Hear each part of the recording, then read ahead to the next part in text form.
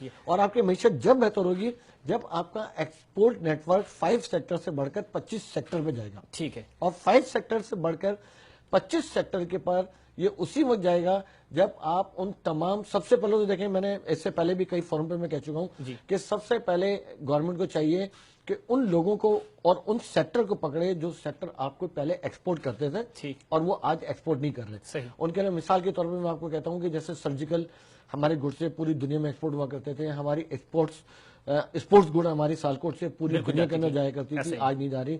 ٹھیک ہے, ہماری کارپیٹ کا ایک ہمارا بہت بڑا ہینڈ کارپیٹ کا ایک بہت بڑا سیکٹر ہوتا تھا. تو پہلے ان کو پکڑے اور ان سے پوچھیں کہ بھئی آپ کی وہ کیا مسائل تھے, آپ کی کیا وجوہات تھی جن کی بنا پر آپ. راشد صاحب, آپ کے ساتھ حکومت کی طرف سے یا ان کی جو ان کے تھنک ٹینکس ہیں, حکومتی وفاقی وزراء ہیں, انہوں نے کوئی رابطہ کیا آپ سے کوئی سجیشنز لیں کہ کس طرح ہم بزنس کو اوپر لے کے جا سکتے ہیں؟ وزیر اعظم صاحب تو کہتے ہیں, لیکن ہم دیکھتے ہیں کہ کوارڈینیشن کی کمی ہے. اصل جو اسٹیک ہولڈرز ہیں, جو بزنس مین ہیں, ان کو ساتھ بٹھانا پڑے گا, ان کی اپنے اوپینین لینی ہوگی تاکہ وہ بزنس کو بوسٹ کر سکیں. دیکھیں, اس کے اوپر میری میٹنگ جو ہے وہ اپنا ہمارے, کیونکہ اس وقت ہمارے جو چیف آف آرمی اسٹاف ہیں ان کی اس وقت بڑی گہری نگاہ ہے پاکستان کے اوپر. ٹھیک ہے. اور وہ ان کا بس چلے تو وہ آج ایک دن میں 24 گھنٹے میں پاکستان کی پوری ڈائنمکس کو چینج کر دیں. ان کی سنسیریٹی اتنی حد تک ہے. ان سے بھی میری ملاقات ہوئی تھی اور ان سے بھی جب ہمارا ڈسکشن ہوا تھا تو میں نے ان سے ایک ہی بات کہی تھی کہ دیکھیں, جب آپ لوگوں کی, انہوں نے مجھ سے کہا کہ بھئی ہم تو آپ مجھ سے مشورہ کر کے پالیسی بناتے ہیں. تو میں نے ان سے کہا تھا کہ دیکھیں, آپ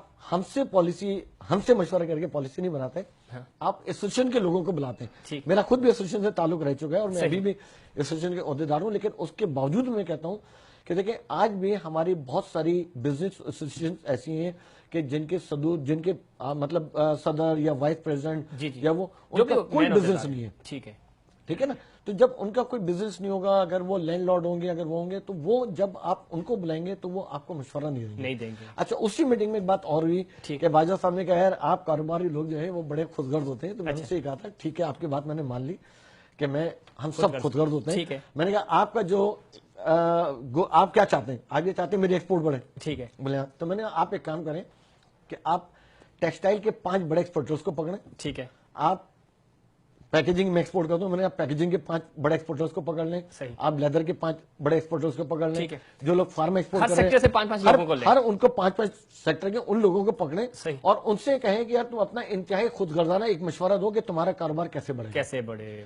اگر میں ایکسپورٹر ہوں اور میرا کاروبار بڑھ گیا تو آپ کی ایکسپورٹ بڑھ گئی. لیکن جب تک ہم ایسوسیشنز کے لوگوں کو بلا کر مشورہ کرتے رہیں گے تو جب تک ہمارا کاروبار اور ہماری معیشت کے اندر بہتری نہیں آئے گی. معیشت کی مشورہ آپ کو انہی سے کرنا چاہیے جو معیشت کو جانتے ہیں. ایکسپورٹ کا مشورہ آپ کو انہی سے کرنا چاہیے جو ایکسپورٹ جانتے ہیں. ٹھیک ہے, بہت پیاری بات کی آپ نے فاروق مظہر صاحب. چونکہ